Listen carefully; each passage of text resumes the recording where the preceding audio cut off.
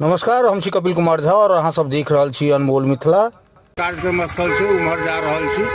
हम सब NH 27 पर छी एखन ओहि जगह पर पहुंचल छी।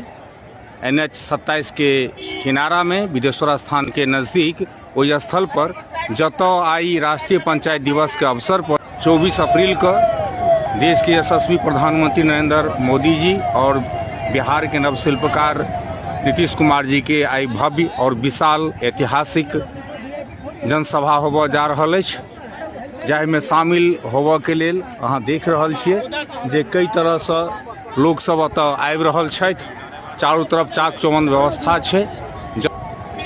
सुरक्षा के सख्त इंतजाम के तहत सभा स्थल के अंदर में जे छै से पानि के बोतल लऽ गेनाइ मना छै। तऽ ई देख रहल छियै जे जखन ई सब सभा स्थल के दिस प्रवेश करै छथि आदमी सब तऽ हुनका सबके बोतल के पानि के बोतल जे छै